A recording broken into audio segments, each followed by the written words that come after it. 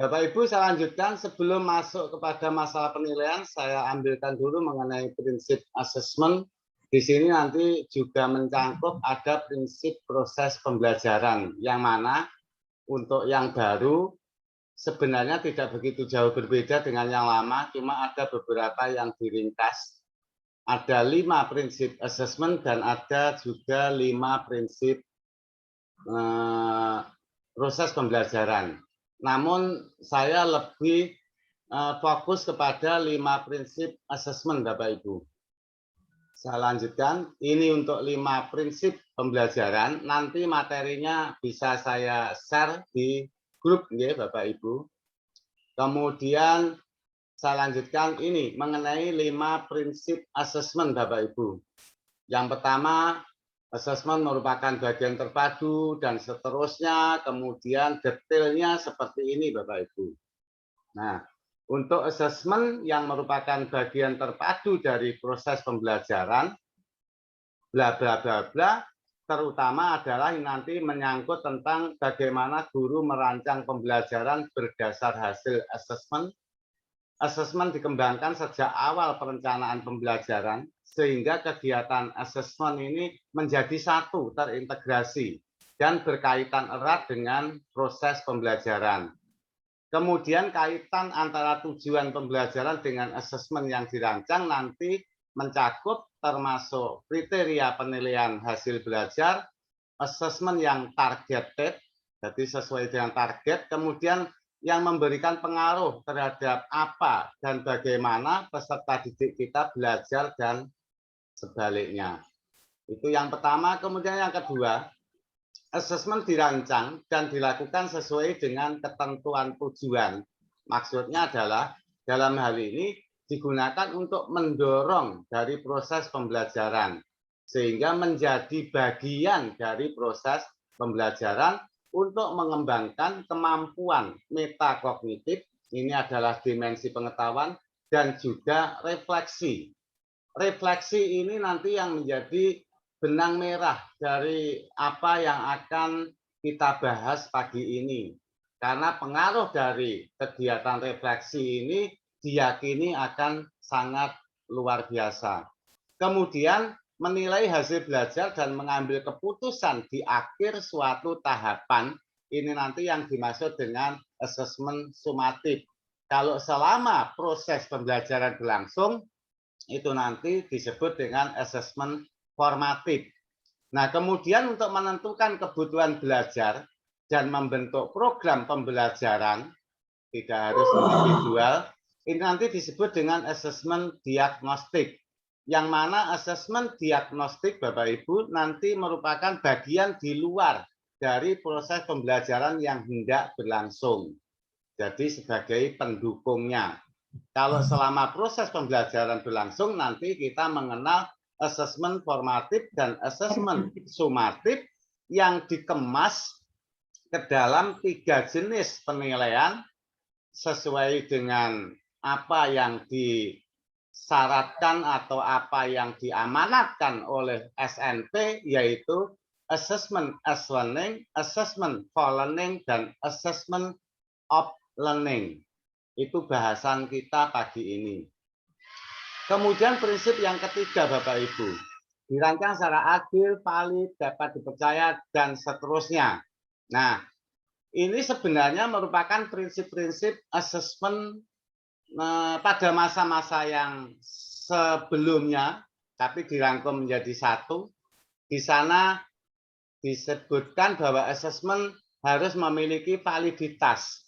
Nah, kemudian yang dimaksud dengan valid, valid ini berarti apa ya? Menilai apa yang seharusnya dinilai. Itu yang dimaksud dengan valid. Tentunya menggunakan alat yang sesuai untuk mengukur kompetensi, sehingga penilaian tersebut nanti akan menghasilkan informasi yang akurat tentang aktivitas belajar yang kita jalankan. Kemudian reliabel, Bapak Ibu. Reliabel ini di sini dimaksudkan adalah dapat diperbandingkan hasilnya karena konsisten. Jadi reliabel itu artinya konsisten. Konsisten itu artinya bila instrumen tersebut digunakan beberapa kali untuk mengukur objek yang sama, maka akan menghasilkan data yang sama pula. Itu yang dimaksud dengan konsisten.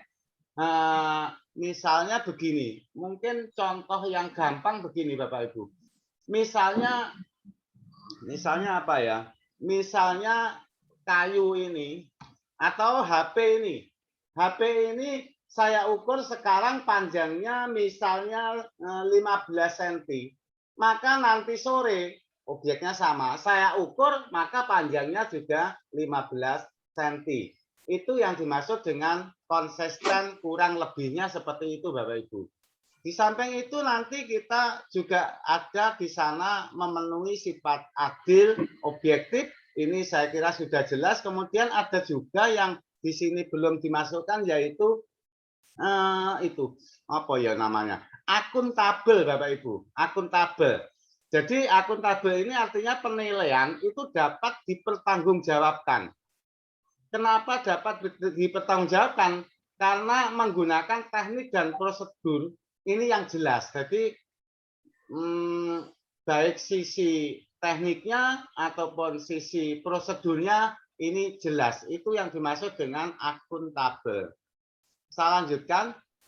Ini mengenai bentuk-bentuk penilaiannya Bapak Ibu. Bisa bentuk tugas, kemudian bentuk-bentuk yang lain, observasi dan sebagainya. Nah, dalam hal ini, merencana ini kita menggunakan teknik asesmen dengan mempertimbangkan karakteristik mata pelajaran, karakteristik dan kemampuan peserta didik.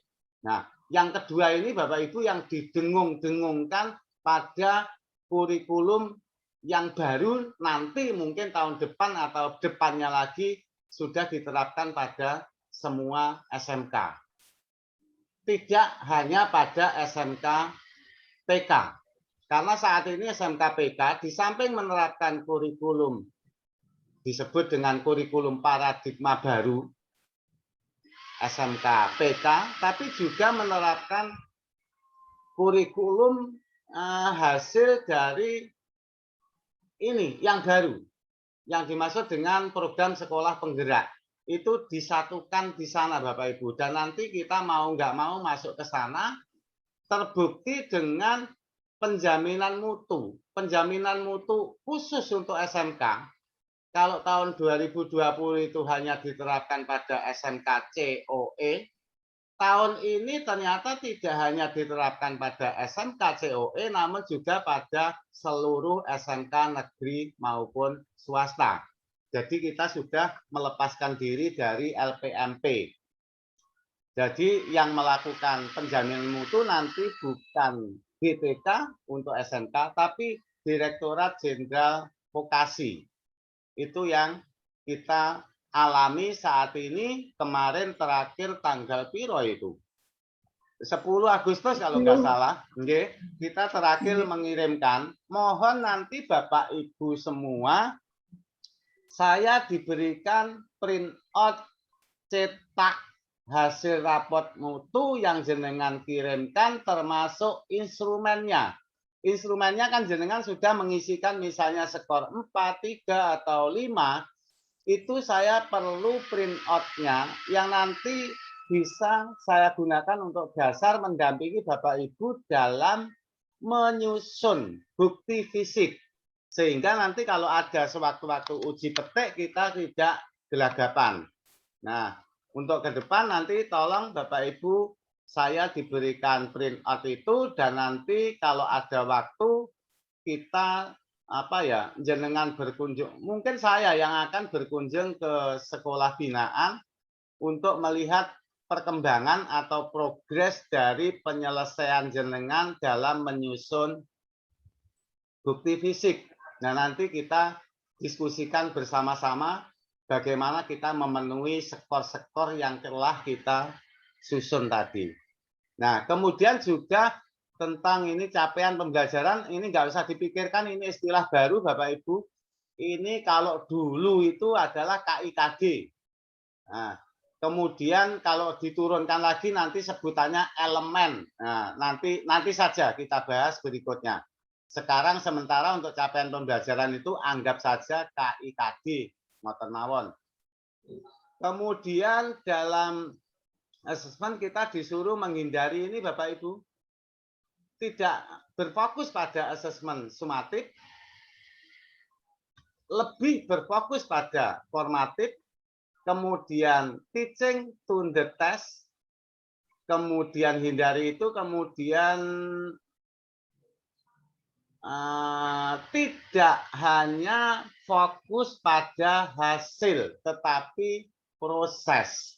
Nah, makna itu nanti yang akan lebih kita samakan persepsi kita, supaya terhindar dari pemaknaan yang berdasarkan persepsi masing-masing. Tujuannya adalah agar kita nanti satu langkah atau satu tindakan atau satu pikiran mengenai paradigma terkait asesmen ini. Kemudian yang kelima Bapak Ibu, laporan kemajuan pembelajaran atau hasil belajar nanti diharapkan bersifat sederhana, kemudian juga informatif. Jadi mudah dipahami untuk semua pihak yang berkepentingan. Nah, keterkaitan antara asesmen dan prinsip pembelajaran ini sangat terkait atau sangat berkaitan. Nah, mengenai keterkaitan semacam apa, gambaran semacam ini karena berkaitan dengan keterbatasan waktu kita sementara seperti itu saja. Saya lanjutkan dengan share screen yang lain. Mohon maaf ini saya stop dulu, saya untuk pindah ke share screen yang lain. Oh ya, ini selamat datang untuk Bu Siti Mudawamah dari SMK Panggul Trenggalek. Selamat datang. Monggo. Iya, ini ada yang dari Galek, Bunda. Iya, Bu Siti. Inggih, saking Galek. Saya lanjutkan, Bapak Ibu, sebentar saya cari dulu. Mungkin ini ya. Nah.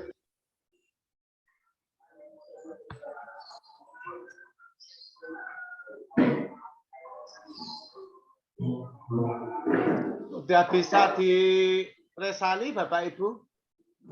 Yes, sampun. Nah, ini Bapak Ibu mengenai asesmen formatif dan asesmen sumatif sebagai bahasan utama kita pagi ini.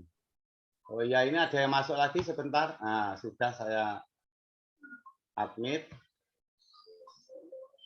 Saya lanjutkan konsep asesmen formatif dan sumatif. Ini Bapak Ibu, jenis asesmen yang saya sampaikan sesuai dengan SNP, baik SNP yang untuk khusus SMK yaitu Permen 34 2018 itu yang masih kita terapkan, meskipun sudah ada apa ya, yang itu apa Bunda, yang dari Perpres ya, Perpres 57 tentang yang baru itu.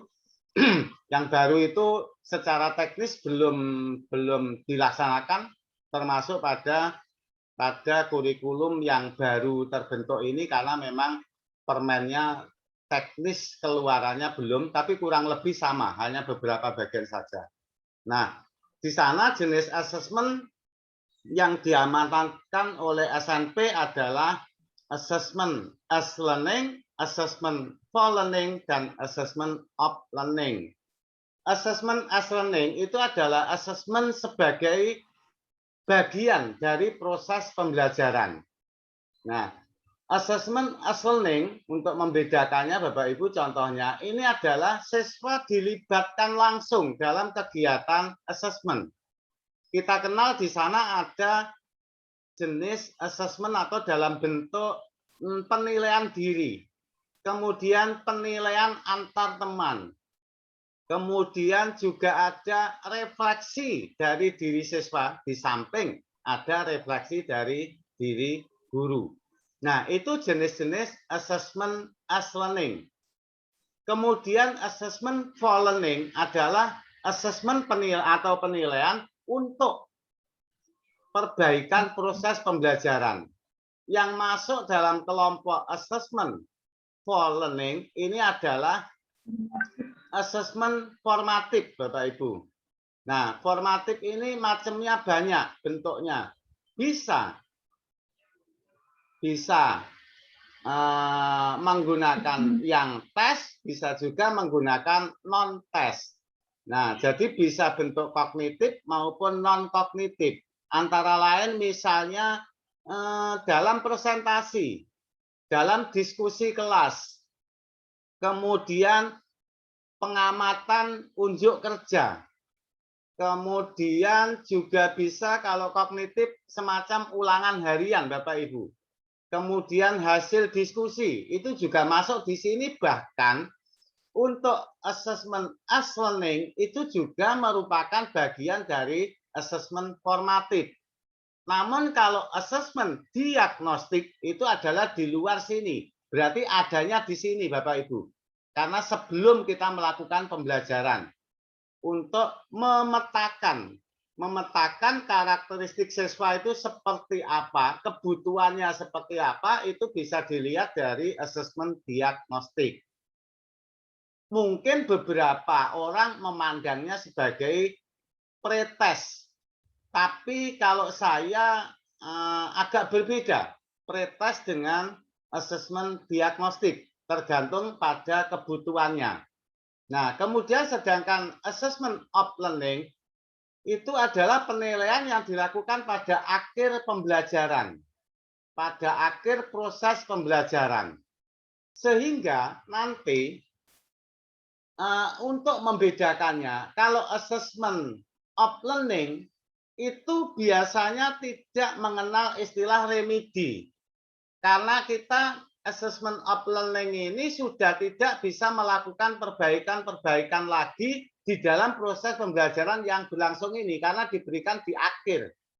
Kalau assessment for learning, misalnya formatif, itu dilakukan selama proses pembelajaran mulai sampai dengan akhir, ada di sana. Sehingga kalau kita melakukan assessment formatif setiap kali, maka saat itu juga kita bisa menganalisis dan mendeteksi lebih awal kelemahan dari masing-masing peserta atau kelemahan dari metode yang kita gunakan, kemudian dilakukan perbaikan. Nah, kemudian mengenai assessment of learning, dalam hal ini diambil contoh misalnya assessment sumatif, ada juga bisa diambilkan contoh dari ini Bapak Ibu, apa ya, itu US atau ujian sekolah itu masuk assessment of learning juga. Ulangan akhir semester itu assessment of learning. Lebih jauh seringkali ulangan akhir semester itu dipandang sebagai assessment sumatif. Nah, mengenai sumatif ini Bapak Ibu, maknanya cukup ganda sehingga kita perlu mengambil apa ya, satu pemahaman. Karena untuk berdasarkan definisi, asesmen sumatif itu diberikan pada akhir sebuah unit pembelajaran, pada akhir pembelajaran. Sehingga kalau seperti itu, maka UH yang jenengan lakukan pada akhir sebuah KD, saat ini sebut saja KD, di sana bisa dipandang sebagai asesmen sumatif. Tetapi kalau kita memandang bahwa sumatif itu dilakukan dalam rentang waktu tertentu, maka bisa juga UH itu disebut sebagai asesmen sumatif. Namun, Bapak Ibu, secara umum asesmen sumatif itu nanti mengarah pada hasil atau angka. Artinya, angka yang masuk pada rapot. Angka yang masuk pada rapot itu dilakukan pada akhir semester. Maka berdasarkan ini, Yang dimaksud asesmen sumatif tentunya adalah ulangan akhir semester yang mana mencakup dari beberapa KD. Selama ini kan KD sebutannya. Kalau yang kurikulum baru bukan KD. Nah, sehingga kita sepakati saja bahwa asesmen sumatif itu contohnya adalah ulangan akhir semester.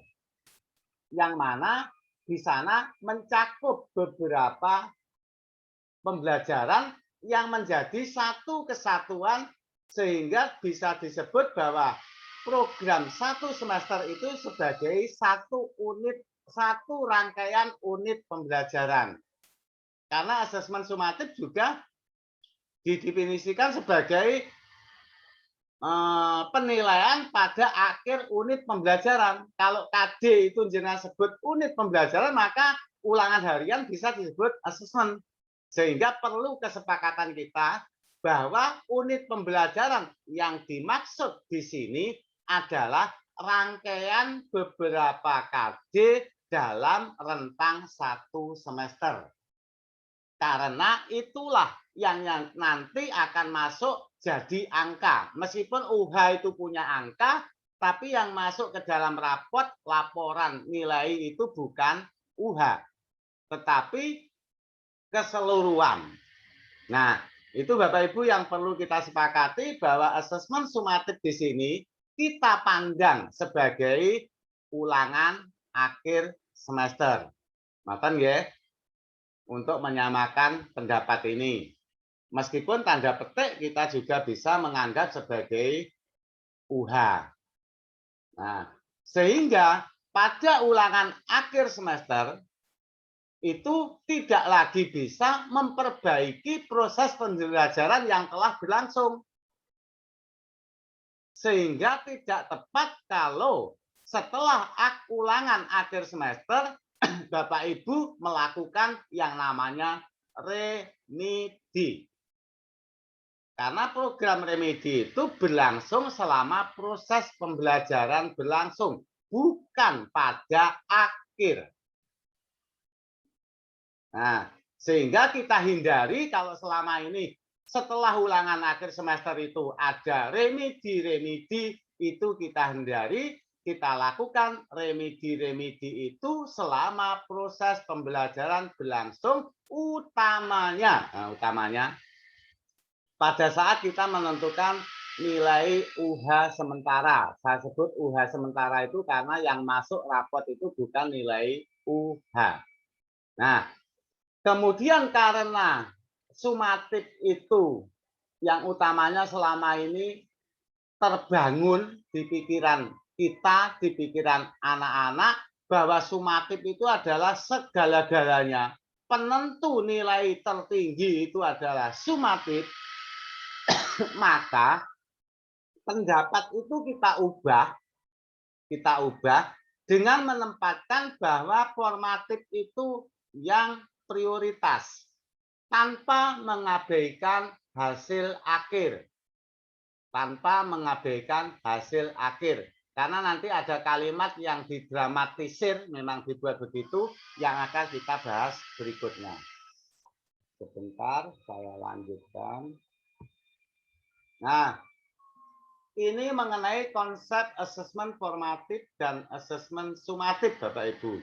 Jadi, sumatif itu metode evaluasi yang dilakukan pada akhir pembelajaran.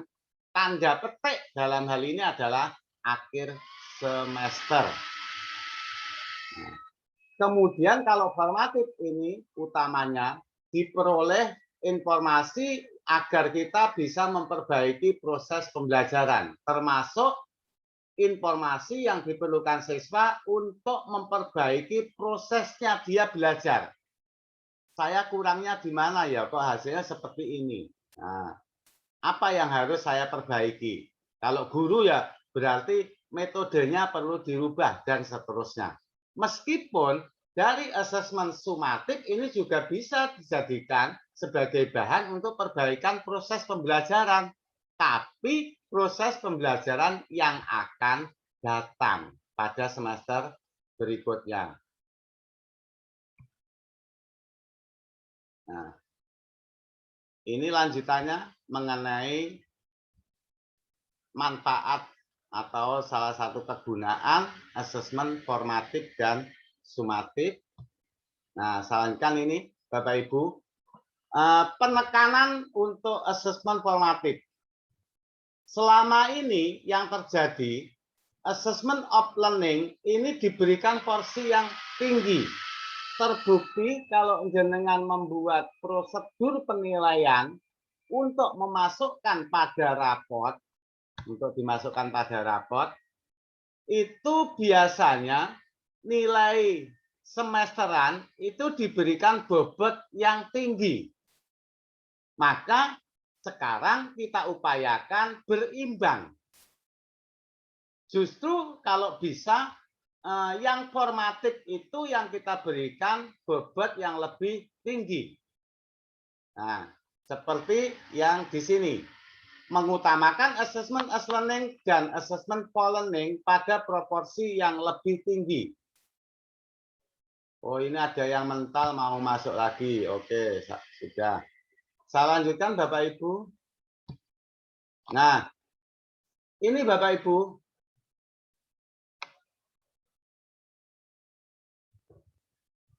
Nah, jenengan presani untuk bagian penting.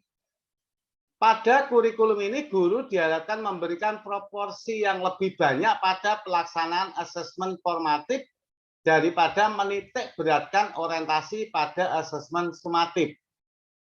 Harapannya ini akan mendukung proses penanaman kesadaran pada proses yang lebih penting daripada sebatas hasil. Kalau dilanjutkan, nah ini Bapak Ibu. Jadi diharapkan nanti pada asesmen formatif itu kita lakukan dengan frekuensi yang lebih banyak. Frekuensi yang lebih banyak ini akan memungkinkan kita mengetahui kelemahan dari proses pembelajaran itu secara dini dan gage-gage dan segera untuk memperbaiki. Demikian pula dari sisi anak. Mereka akan segera tahu. Nah, melalui apa? Seperti yang saya sampaikan tadi, bisa melalui refleksi, penilaian diri, penilaian antar teman, kemudian hasil observasi jenengan, baik melalui unjuk kerja maupun melalui kegiatan diskusi, kemudian juga presentasi, kemudian bahkan juga kognitif yang semacam UH tadi. Nah, kemudian yang tidak kalah penting, bangun keterkaitan antara asesmen sumatif dan asesmen formatif. Artinya ketika melaksanakan asesmen sumatif, ini nyambung dengan formatif. Artinya formatifnya itu mendukung untuk proses sumatif. Sehingga dengan formatif yang mendukung pada proses sumatif, ini beban siswa menjadi lebih ringan. Nah, ini yang saya maksud Bapak Ibu, mengubah paradigma belajar yang menitik beratkan pada nilai atau angka menjadi belajar yang menitik beratkan pada proses. Seringkali juga disebut-sebut atau disampaikan bahwa hasil itu tidak penting. Yang penting itu adalah proses. Atau proses itu lebih penting daripada hasil. Proses lebih penting daripada nilai. Atau proses lebih penting daripada sekedar angka. Nah, ini yang saya maksud Bapak Ibu, kalimat yang didramatisir. Kita harus hati-hati tentang terkait ini memaknainya. Jangan sampai bahwa kita benar-benar tidak mementingkan hasil, hanya mementingkan proses. Jangan lupa Bapak Ibu, untuk melihat proses itu juga diketahui dari hasil. Karena yang tertera di dalam raport, di dalam ijazah, itu adalah hasil atau angka. Nah, yang dimaksud dengan kalimat di sini, menitik beratkan pada proses, bukan sekedar nilai utawa atau dengan kata Proses itu lebih penting dari hasil. Enaknya ngomong, kasarnya, angka kuwi ora penting, nilai kuwi nggak penting, yang penting prosesnya. Nah, kalau kita menerima kalimat itu mentah-mentah, ini sangat berbahaya. Yang dimaksud di sini begini Bapak Ibu, bahwa proses lebih penting daripada nilai. Kalau saya dengan kalimat yang lebih hati-hati, proses itu penting, nilai itu juga penting, namun proses yang baik, maka diyakini akan mendapatkan hasil yang baik. Maksudnya begini, tidak diinginkan terjadi seperti yang sering kita jumpai, seperti yang sering dalam pengakuan Bapak Ibu semua, seorang siswa mempunyai nilai misalnya punya nilai mapel A 90. Angkanya 90. Tetapi sejatinya semua tahu bahwa kompetensinya tidak 90, tidak setara. Tapi kompetensinya hanya 60. Itu yang tidak diinginkan.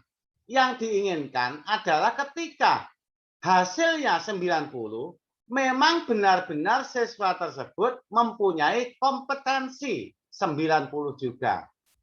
Apa itu bisa terjadi, Pak? Bisa. Contohnya, misal, contoh yang gampang begini.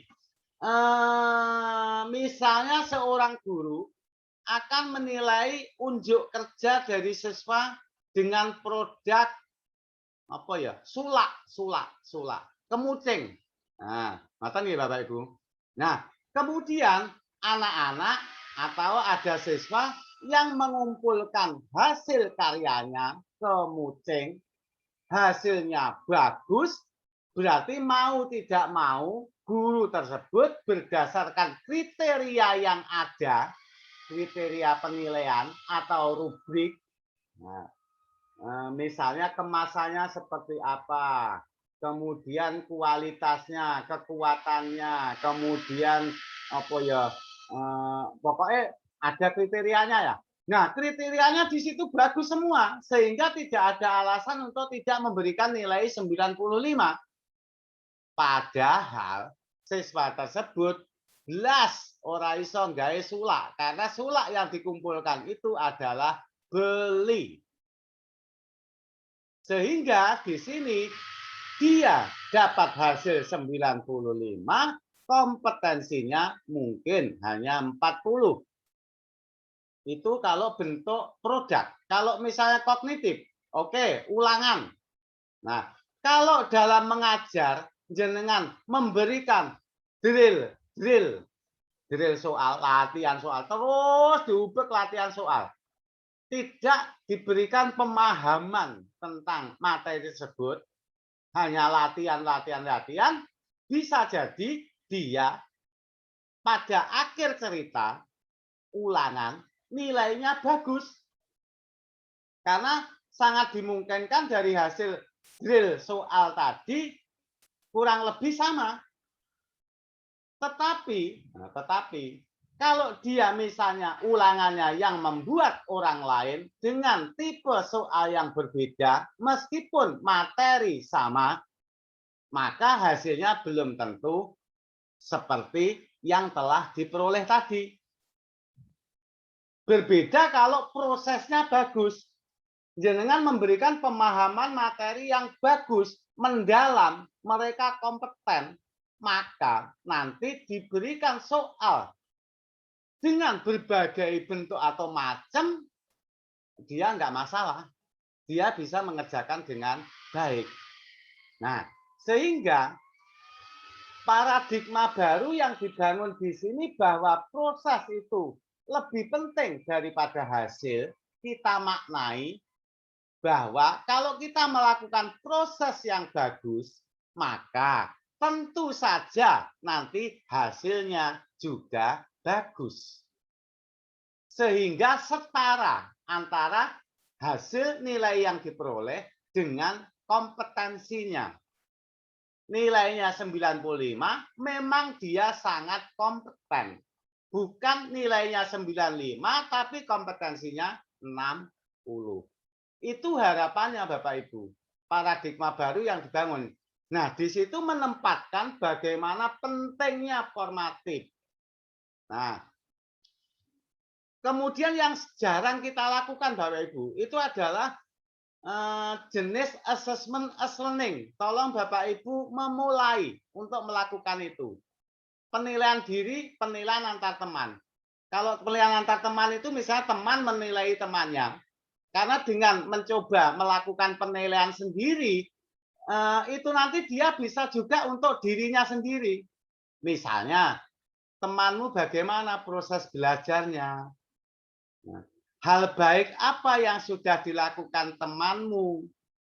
Hal kurang baik apa yang perlu ditingkatkan oleh temanmu? Nah, tanda petik di situ dia akan membangun seperti petuah untuk temannya, tapi pada dasarnya itu kan juga petuah untuk dirinya sendiri.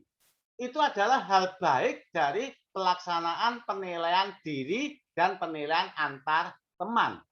Kalau refleksi, nah refleksi itu untuk diri sendiri. Misalnya siswa melakukan refleksi, kita berikan pembelajaran. Nah, jangan banyak-banyak dulu Bapak Ibu, karena formatif itu semakin sering semakin bagus. Karena semakin sering kita bisa mengupdate perkembangan mereka. Semakin sering kita bisa memperbaiki pembelajaran. Misalnya untuk refleksi, anak-anak diberikan begini. Misalnya kontennya A. Nah, di situ cantumkan saja. Ditulis. Hal baru apa yang kamu dapatkan dari pembelajaran yang telah berlangsung tadi? Itu kita sambil ngecek, Bapak Ibu. Nah, dia wis tekong dia. Terus, nah, misalnya begini. Apakah Anda sudah memahami terkait titik-titik? Apa kesulitan Anda dalam memahami hal ini? Nah, dia akan memberikan kesulitan-kesulitannya. Dengan begitu kita akan mengetahui, oh si A itu kesulitannya di sini, si B itu kesulitannya di sini. Nah, kita akan segera bisa memperbaiki. Nah, itu mengenai paradigma baru bahwa kita diminta untuk menitik beratkan pada proses atau mengutamakan proses bukan hasil. Maknanya kita sepakati yang seperti itu supaya kita tidak mengabaikan hasil. Karena dengan menekankan pada proses otomatis berarti nanti akan didapatkan hasil yang lebih baik. Saya lanjut.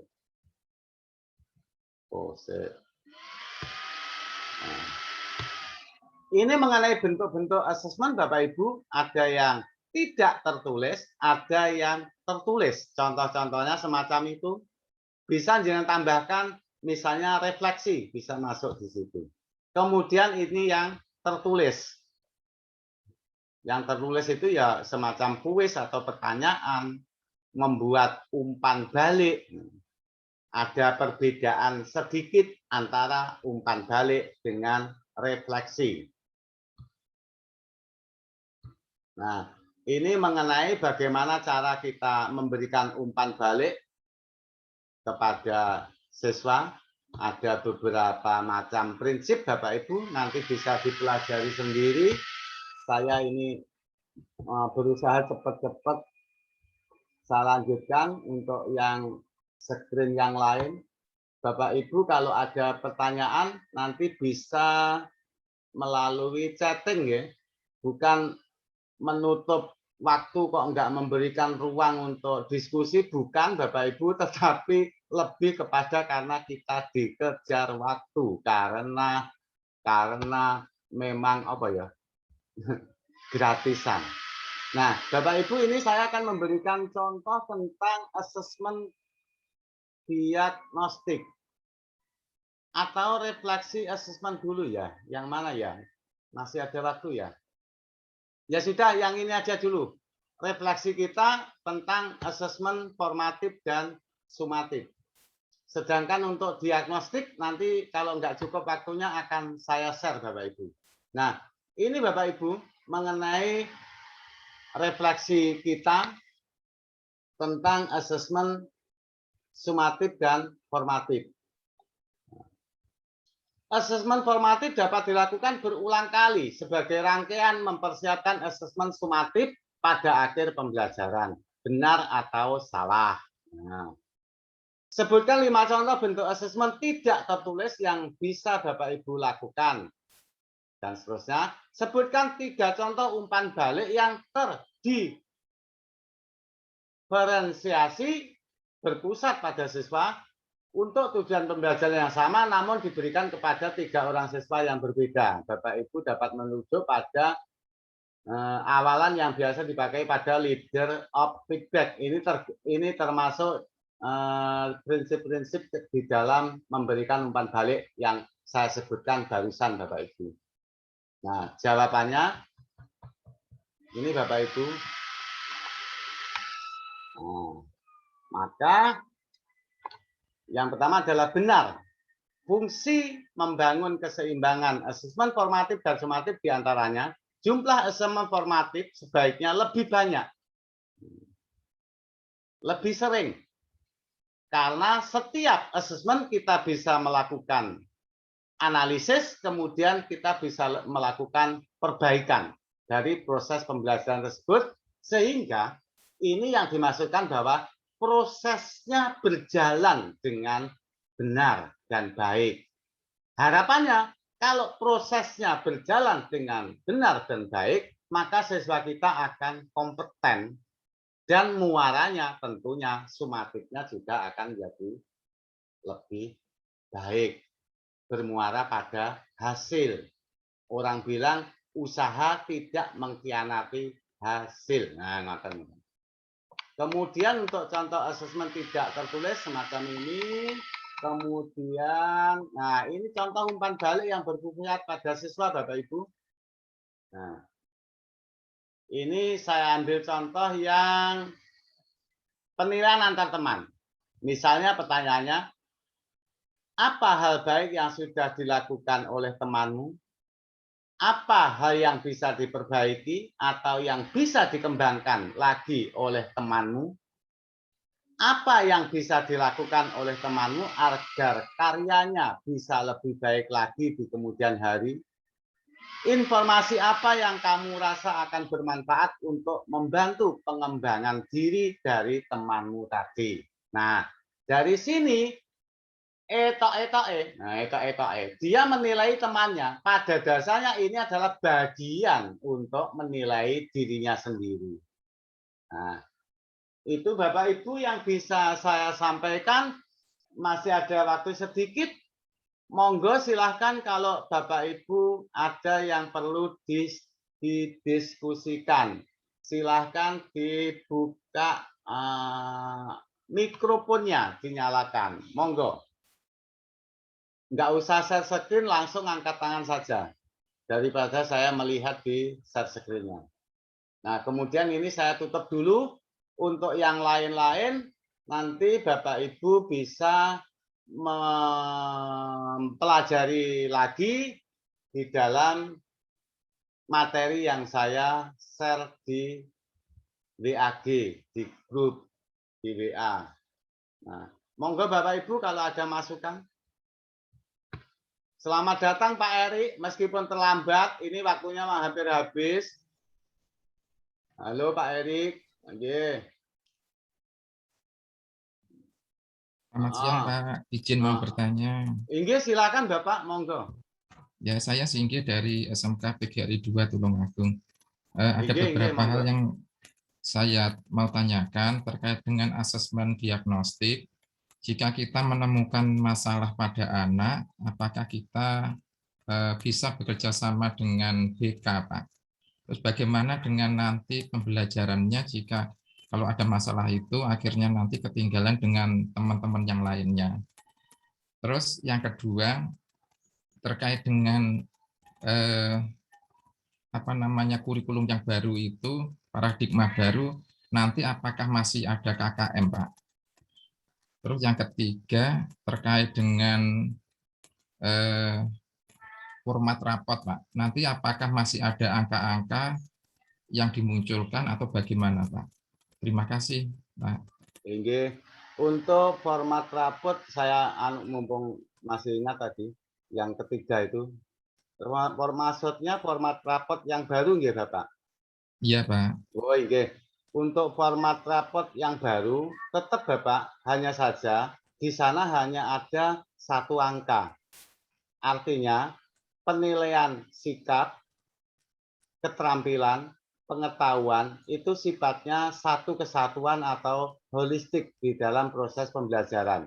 Sehingga tidak dipisah-pisahkan seperti yang baru, yang kurikulum sebelumnya, Bapak. Sehingga nanti angkanya hanya satu, tetap ada angka. Kemudian untuk yang pertama tadi, diagnostik. Oke. Untuk diagnostik itu sebenarnya diberikan sebelum pembelajaran dimulai.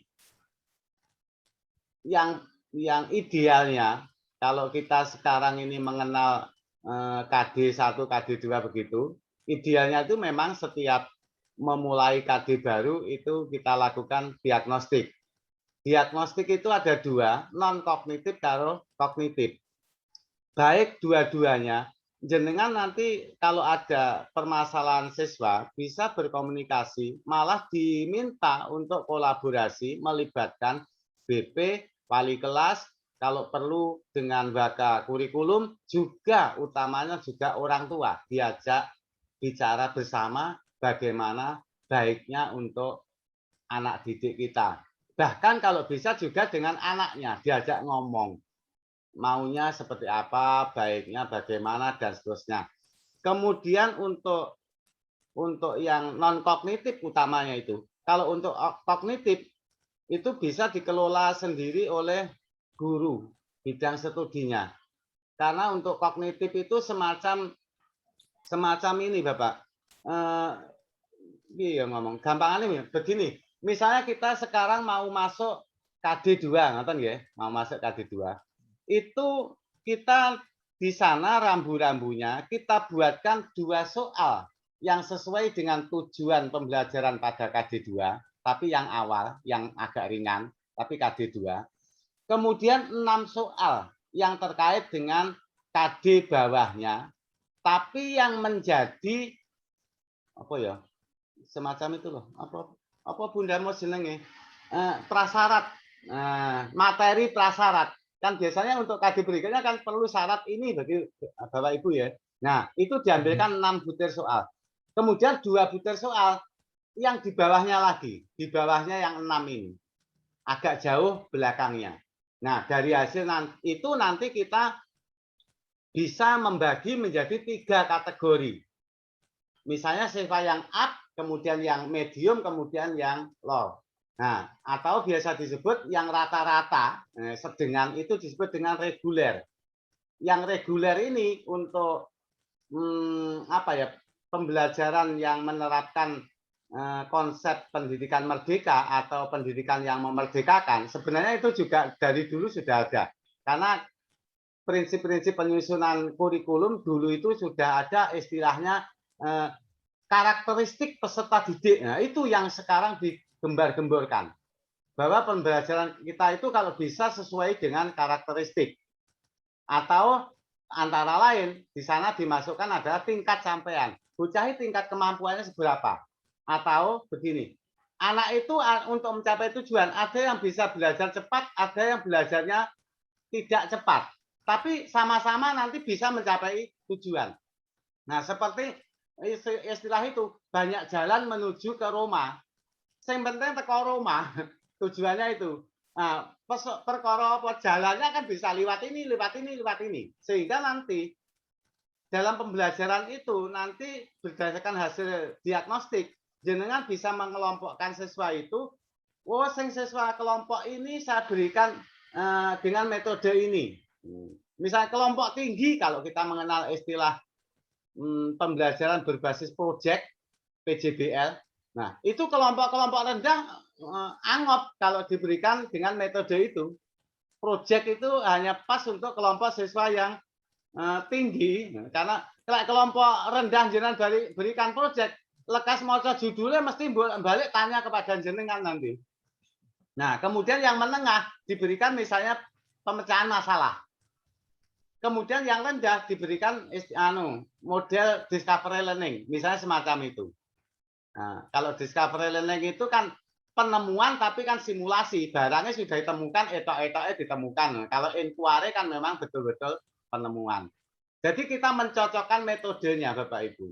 Nah, bukan berarti sesuai karakteristik siswa itu, siswa yang rendah ya sesuai kemampuannya saja diberikan begini, materinya diturunkan. Nggak boleh, Bapak Ibu. Karena tujuannya sama, menuju Roma tadi. Cuma caranya berbeda. Nah itu. Kalau nanti Bapak Ibu memberikan dengan kedalaman materi yang berbeda lah, bocah ini nutut lah, tawane kedalaman materi sekian misalnya. Tak ini semene ae. Nanti sifat adil kita akan hilang.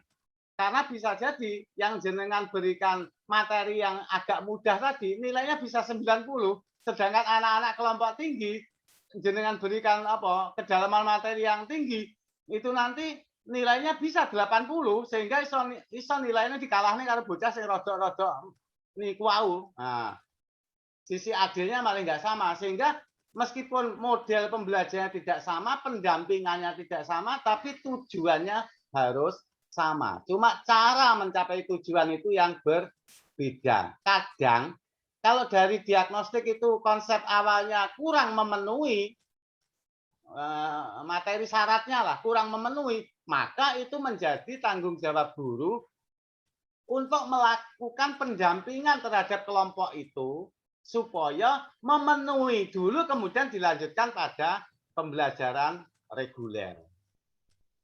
Jadi diberikan kekhususan.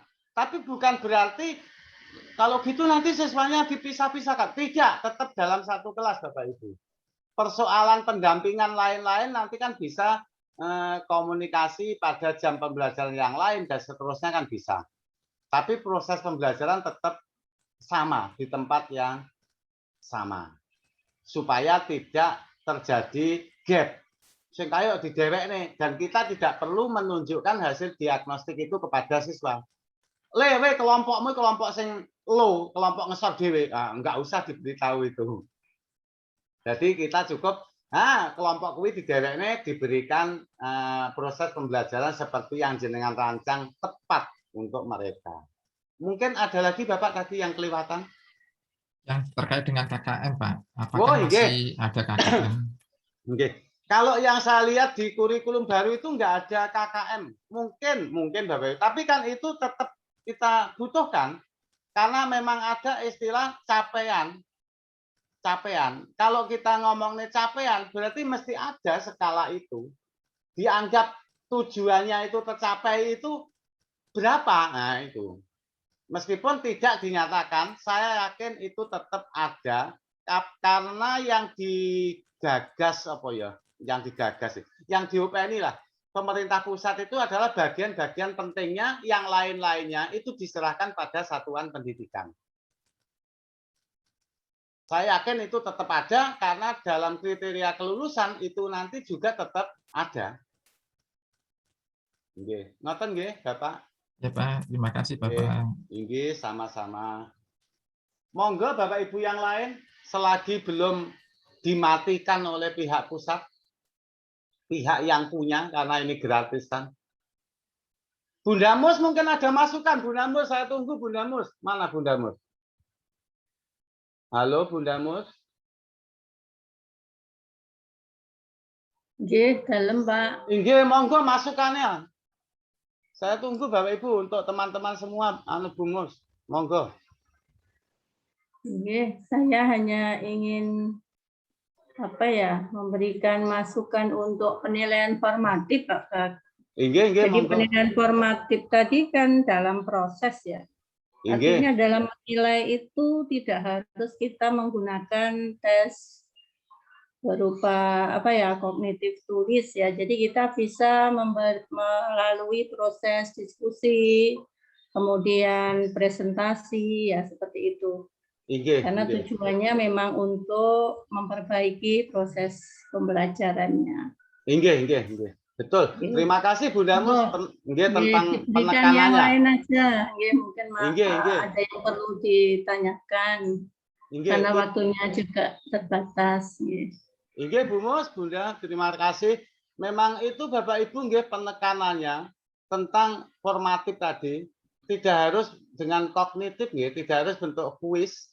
Kalau biasanya kuis itu kan UH, Nah, jenengan bisa mengamati dari proses presentasi, misalnya bisa memberikan masukan bagaimana cara berkomunikasi yang baik, kemudian bagaimana berargumen yang elegan, berargumen yang bukan debat tebel atau debat kusir, tetapi berdasarkan data sehingga elegan bisa diterima oleh semua pihak. Kemudian juga bisa dari bahkan dalam umpan balik itu kalau kita menemukan sesuatu dari siswa, kita bisa memberikan apresiasi. Oh, ini bagus, Nak. Ini bagus, sesuatu yang baru.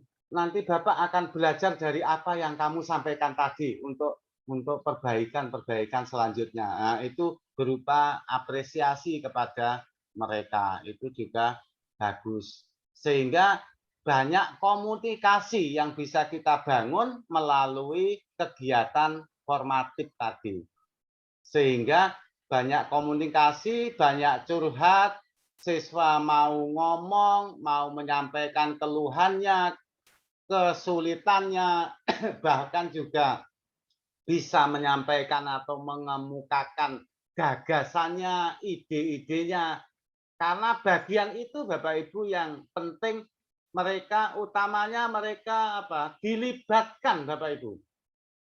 Karena bisa jadi mereka nanti real di lapangan sana. Mereka membutuhkan kemampuan untuk berkomunikasi, membutuhkan kemampuan untuk memimpin, membutuhkan kemampuan untuk presentasi dan sebagainya. Nah, itu yang kita berikan pada proses. Nah, mungkin yang lain, monggo Bapak Budi silahkan dari BIM. Kalau ada silahkan.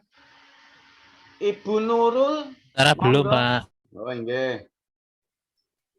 Terus Ibu Waka dari SMK Negeri Panggul, monggo kalau ada masukan silahkan Bu. Pak Erik silahkan. Mungkin Pak, untuk materinya bisa di-share aja di grup nanti. Oh, enggak Pak. Enggak Pak Bud, nanti saya share di grup. Baik Bapak Ibu. Join, Pak. Oh, ngoten. Inggih, nanti bisa iki gratisan jenengan join yo carry, wis arepe ditutup. Enggak apa-apa nanti. Ngapunten. Ya, kalau Pak Erik kan sudah cukup detail lah tentang wis lulus iki tentang penilaian paradigma baru karena SMKPK sudah melakukan IHT berkali-kali, jadi wis ngelontok. Tapi kami sebenarnya butuh supporting dan butuh masukan dari Bapak Erik. Kalau misalnya tadi saya ada yang kelewatan atau ada masukan apa untuk perbaikan dari teman-teman, monggo Pak Erik silakan. Nah ini nanti saya khawatir, saya yakin kalau dari panjenengan dan Bapak Ibu yang lain materinya tadi sampun Pak, karena ngapunten nanti daripada saya salah ngomong, karena kan tadi ini saya enggak join awal karena memang ada tugas yang lain, tapi tadi saya minta tadi malam sudah saya siapkan sebenarnya Mas Aan untuk join lebih dulu ketika saya ada tugas. Cuman kelihatannya tadi pagi niku Mas Aan ada rapat, jadi speakernya tidak jelaskan, jadi mungkin juga tidak bisa menyimak secara detail, mungkin ngoten. Inggih. Iya. Nanti dari grup yang saya ikuti dulu mawon, Pak. Inggih. Terima kasih Pak Erik. Terima kasih atas kehadirannya. Bapak Ibu yang saya hormati, dari daftar saya, oh ya mohon nanti Bapak Ibu mengisi link daftar hadir ya, yang sudah saya sampaikan di grup. Kemudian dari daftar saya semua sudah hadir. Terima kasih atas kehadirannya. Mudah-mudahan ada manfaat yang bisa kita peroleh pagi ini, dan komunikasi tetap kita lanjutkan dengan berbagai cara, dengan muara untuk perbaikan dari kualitas peserta didik kita.